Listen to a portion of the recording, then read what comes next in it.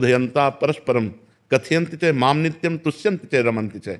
जो मेरे में चित्त लगाए हुए हैं, मेरे को प्राण अर्पित किए हुए हैं और मेरी चर्चा करने में ही संतुष्ट हैं, उसी चर्चा में रमण करते हैं, उसी में संतुष्ट रहते हैं, तेषाम सततयुक्तानाम भजताम प्रीतिपूर्वकम ददामि बुद्धि योगम तम येन मामुपयान्ति ते। मैं उसे बुद्धि योग प्रदान करता हूँ। और भगवान में हमारा मन लगा रहे, हमारा चित्त लगा रहे, हमारी समाज अध्यात्म की तरफ बढ़े, भगवान से जुड़े, पापाचरण त्यागे, ये हम सबका कर्तव्य है। हम सबका कर्तव्य है भगवान की चर्चा करना, स्वयं भगवान का भजन करना, स्वयं अच्छे आचरण करना, ये हर मनुष्य का कर्तव्य है, सबका अधिकार है। हम सब भगवान के बच्चे, भगवान का नाम गुण कीर्तन करना, भगवान की महिमा को गान करना सबका अधिकार है। बड़े बड़े संत हुए स्त्री शरीर में, मीरा जी, बहुत बड़ी बड़ी रत्नावती जी, बहुत भागमती जी, करमेटी बाई, बहुत बहुत बड़े संत हुए। तो ऐसा नहीं है पुरुष नपुंसक नारीवा जीव चराचर कोय सर्व भाव भज कपट तज मोहि परम प्रिय सोए। भगवान कहते हैं मुझे परम प्रिय है, चाहे स्त्री हो, चाहे पुरुष हो, चाहे कोई भी हो, जो मेरा यश गाता है, मेरा भजन करता है। खूब नाम जप करो, दूसरों को करवाओ।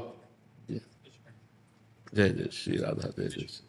महाराज जी, जैसे अभी तक हम पढ़ाई करते थे जी, तो हमारे पास एक लक्ष्य था, एक उद्देश्य था। जी। अब हमारा सिलेक्शन हो गया, जी। हमने परीक्षा पास की, हम अधिकारी बन गए पीसीएस के थ्रू, जी। लेकिन अभी भी आंतरिक अंतरात्मा में संतुष्टि और वो सुख और वो हाँ, चूंकि ये स्थायी चीज नहीं है ना। मान लो आपका शरीर है 80 वर्ष 100 वर्ष, ये पद और ये शरीर, ये वैभव, ये पढ़ाई, ये नाशवान है, ये स्थायी नहीं है। अगर आपका शरीर पूरा हो जाए तो आपको फिर काज से शुरू करना पड़ेगा। आप ग्रेजुएट हो करके शरीर पूरा किए तो आप ग्रेजुएट होके नहीं जन्मेंगे, आपको फिर का ज्ञान, वर्णमाला का ज्ञान, अक्षर का ज्ञान आपको प्राप्त करना पड़ेगा। लेकिन 100 बार राम कहा है तो अगले जन्म में 99 से नहीं शुरू होगा, 100 से शुरू होगा। शांति मिलेगी भगवान से जुड़ने पर, अध्यात्म से जुड़ने पर, क्योंकि हमारी मांग सुख है। अंदर से देखो, प्रारंभ से लेकर के अभी तक लक्ष्य क्या है? सुख और शांति। अब हमने उस सुख शांति का आरोप कर लिया धन में, पद में, स्त्री में, अन्य भोगों में, जहां है नहीं। भोगात शांतिरनंतरम नहीं लिखा, भगवान श्री कृष्ण ने गीता जी में कहा त्यागात शांतिरनंतरम। जब हम भोगों का त्याग करते हैं तब हमें शांति मिलती है। और हमारे दिमाग में क्या चलता है कि जो कामना आई उसको हम भोग लें तो हमें शांति प्राप्त हो जाएगी। तो भोगते भोगते वो राक्षस बन जाता है, इसको भोगा, उसको भोगा, उसको भोगा, उसको भोगा, लेकिन उसके कभी शांति प्राप्त नहीं होती।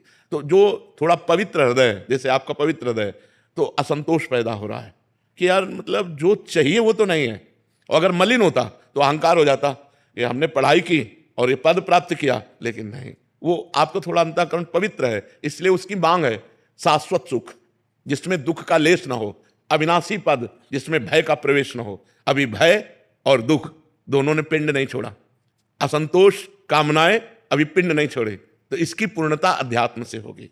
कामना का कोई दुख नहीं, बस अब जीवन का उद्देश्य नहीं समझ में आता। जैसे जब पढ़ाई करते तब उद्देश्य था कि हमें अमुक पद प्राप्त करना है, वो मिल गया, अब आगे समझ में नहीं आता कि अब क्या प्राप्त, हाँ अब से क्या करना है। हाँ, अब वो प्राप्त करना है जो शरीर छूटने के बाद है।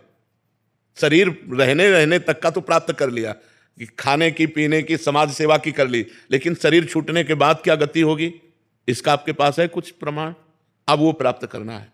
नाम जप करो और जो समाज में पद मिला है उसकी निष्काम भाव से सेवा करो।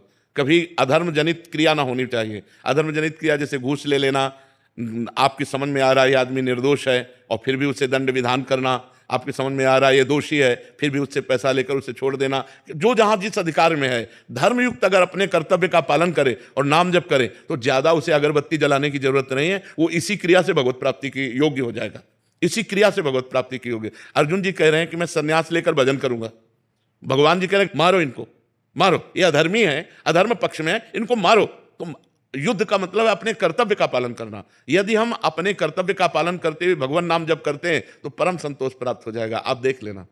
तो क्या महाराज जी, हम अपने जैसे जो हम अपना ये कर्तव्य है इसको छोड़ के हम भक्ति मार्ग में उतर, वही अर्जुन वाली बात बोल दी है ना कि मैं संन्यास ले लूं। अभी हमने क्या बताया? अर्जुन वाली बात का भगवान ने निषेध किया कि नहीं किया?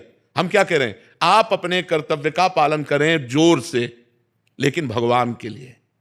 इस सृष्टि भगवान की है। और नाम जप करते हुए कि मुझे जो पद मिला है ये भगवान ने मुझे सेवा दी है, मैं इसे सांगोपांग करूंगा। सांगोपांग मतलब कहीं त्रुटि नहीं होने दूंगा, अधिक से अधिक समय लगा करके करूंगा और वो सब भगवान के लिए करूंगा।